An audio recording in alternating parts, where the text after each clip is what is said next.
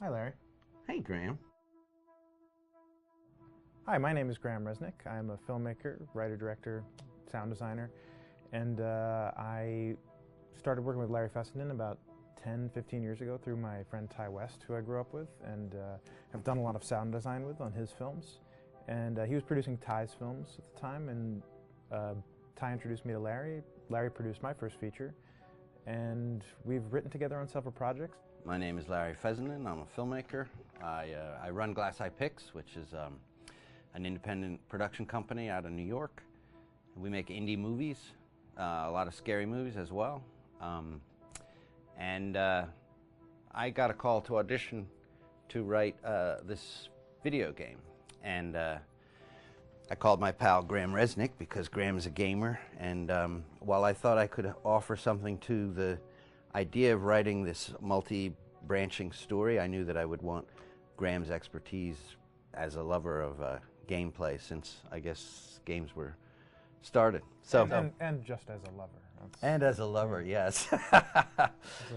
Which is As- why there's so many sex jokes in the game. There was one Italian website that did say the Larry that's Fessenden and right. Graham Resnick, the two lovers behind Until Dawn. Come here.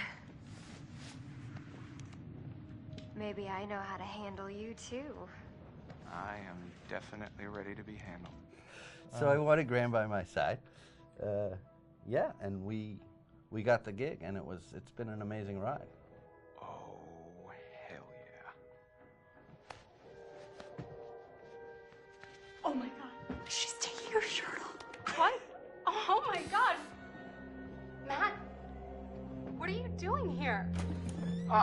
Hannah. I'm sorry, Hannah. hey, This all don't got out of lie, hand, just but So in the game, the basic setup is that a year prior to the game's start, all these kids had gone up to a ski lodge that was owned by the parents of one of the kids, or a couple of the kids, and some of the teenagers played a prank on some of the other teenagers, and a terrible tragedy occurred when a few of them, two sisters, ran out into a blizzard, and were never seen from again.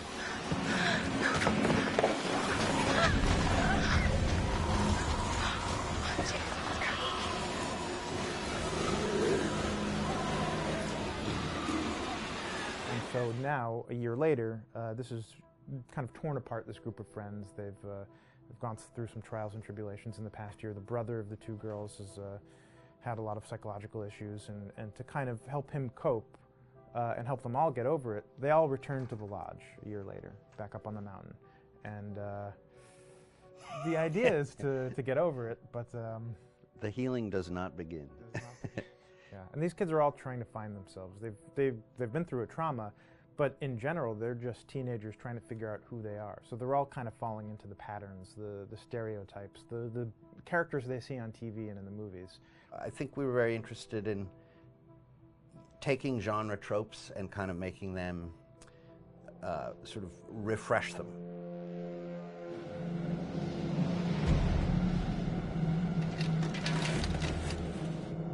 Hey, did you see that? Dad said it'd just be us this weekend. We're familiar with how slasher movies work.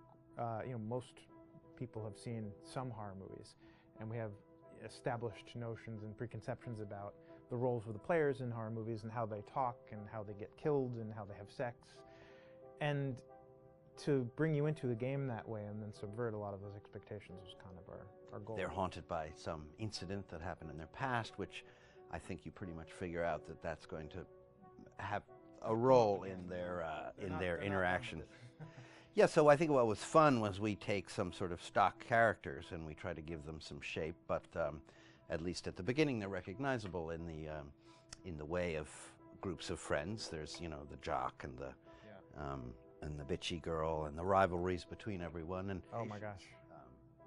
And really fun characters too. Like we just had so much fun living in the minds of these characters through writing the script.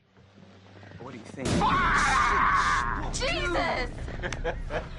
It was fun. I think we were looking to get that kind of banter that you Yeah. see both in movies, but also that you absolutely have with friends, and sort of those inside jokes.